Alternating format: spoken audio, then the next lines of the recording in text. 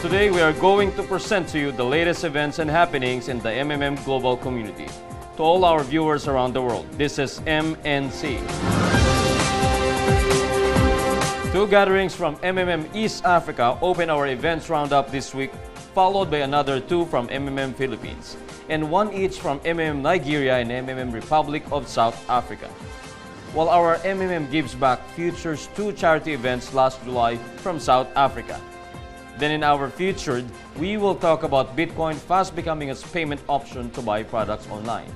And in his Just an Opinion segment, Guider Emil ponders on the question, can we stop panic and restarts? All this in just a moment.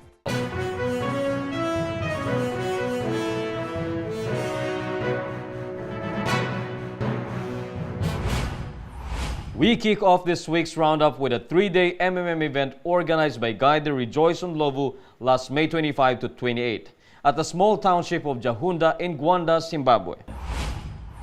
An offline presentation was one of the highlights where the participants were mostly widows.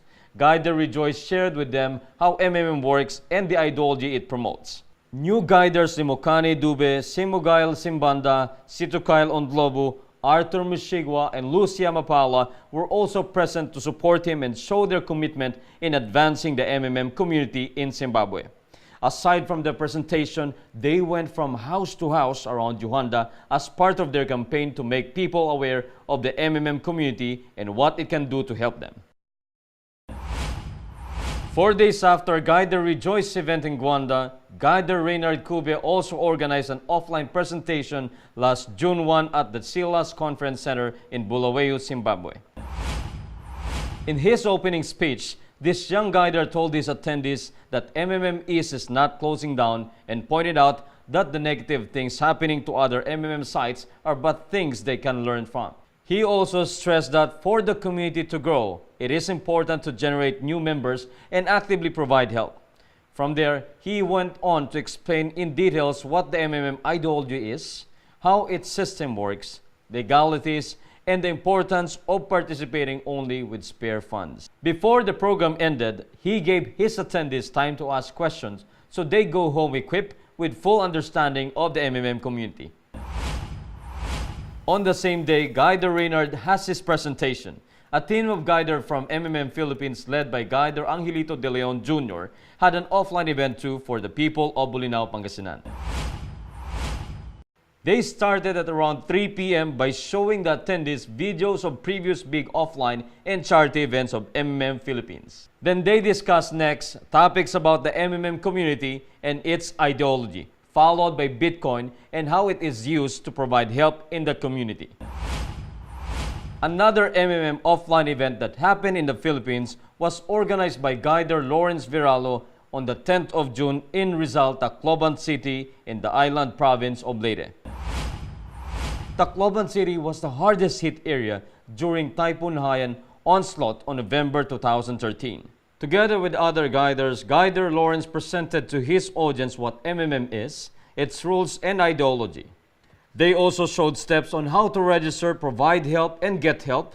After the presentation, further discussions about MMM and Bitcoin happened while they ate some light snacks. From the Philippines, we now go to Nigeria as Guider Ezekiel Diri hosted last June 23 an MMM talk at the Crunchies Fried Chicken in Akwa Ibom, Uyu State. He started it by telling his audience that MMM has millions of participants from different countries worldwide. He discussed next the history of MMM, its ideology, and how its system of peer-to-peer donation exchange works. And for our last MMM Events Roundup story this week, we go to the Republic of South Africa. On July 9 of this year, the Stanger Manor Public Library in South Africa was the venue of another offline event. The participants were introduced first to the ideology of MMM. Then different topics about MMM and how it works were thoroughly discussed. Attendees were able to understand better how the community operates, and some had a positive response about joining. MMM Gives Back this week features two charity events from MMM Republic of South Africa. The first happened last July 7 at the Johannesburg Children's Home in Johannesburg, South Africa. Founded in 1892, the Johannesburg Children's Home is the oldest charitable institution in the city. The shelter feed, clothe, and address the psychological needs of abandoned, battered, and orphaned children of all ages for them to become valuable members of the community later on. On that day, Guider Ann with Guider Beatrice, Guider Jamie Banda, and Guider Timo brought cooking oils, paper towel, toothpaste, creamers, rice, and dishwashing liquids. A female representative of the center thanked them and said that what they brought are the kind of stuff they need every single day. She later on showed the Guiders paintings made by the children. 2 days later, on July 9, another group of MMM RSA Guiders visited the Impalerro Orphanage home. Operating in Meyerton, Gauteng, it is registered as a non-profit organization that has facilities to care for babies, toddlers, and teenagers. The Guiders brought grocery items and toys for the children. During a conversation with representatives from the shelter, the Guiders were able to explain why they do charity events and also briefly introduce MMM, its ideology and how it works. A group of children made a song number and later on the Guiders distributed toys to delighted children. Bitcoin today is the most trusted and famous cryptocurrency for the past 8 years. Its value rocketed from $0.08 in 2010 to $582 of this month, year 2016.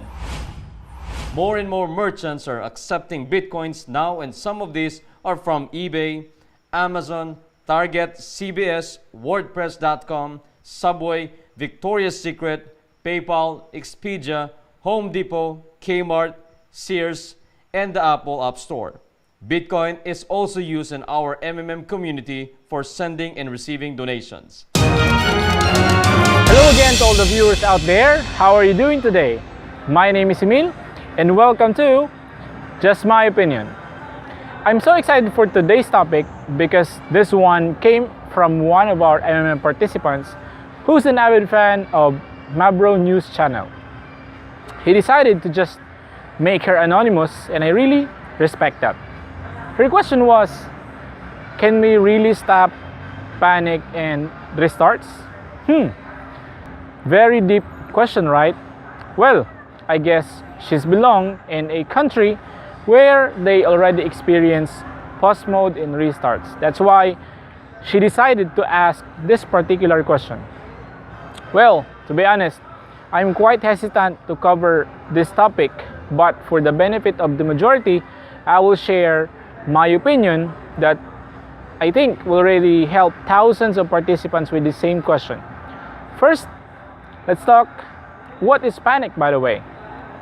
Panic is actually self-defined word, which means sudden uncontrollable fear or anxiety. It happens when one or more people starts worrying for something that is not yet happening. Panic happens when people lose their trust on something that is valuable. A great example is the stock market. When someone or something triggers a panic, it will determine whether the majority will either buy or sell their stocks. Same thing happens to MMM. When a rumor spreads, even if it's not true, it can create doubt, which will eventually make people think that they are losing.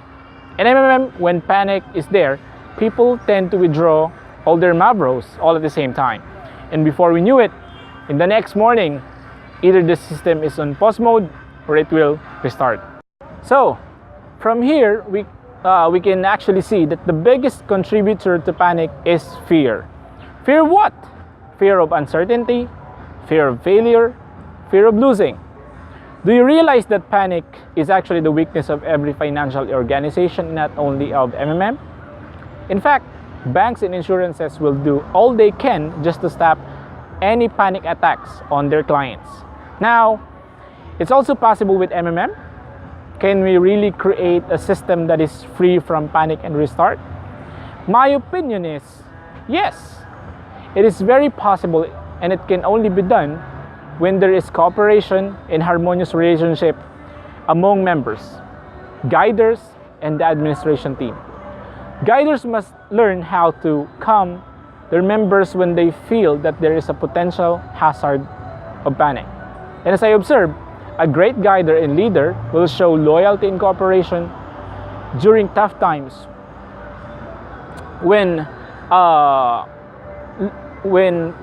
those with weak leadership will just flew away and they will find other opportunities just to satisfy their needs for money. During panic times, it will be a great help as well if the administration will listen to people's suggestions and recommendations. This will make the majority feel that their opinion is greatly appreciated to help in the development of our community. Though panic is inevitable, it can be easily extinguished like a fire if people know how to respond positively and calmly to the situation. Fear will always be there, but as long as you trust yourself and your teammates, the fear will transform itself into courage. And when we can overcome panic by starting to change our mindset, the next challenges will just be a piece of cake. That's it for this week. I will see you again next week for more exciting topic. This is Emil saying, always remember that everything that I said in this video is just my opinion. Have a great day and bye-bye. You take care. That's it for our edition this week. To our members from Zimbabwe, Happy Heroes Day today. Greetings as well for tomorrow to our members from Singapore for their National Day. From China for their Double 7 Festival, and from South Africa for their National Women's Day. And last, to our community in Ecuador as they celebrate their Independence Day on Wednesday. I am Mark, wishing you a great week ahead. Always remember, together we change the world.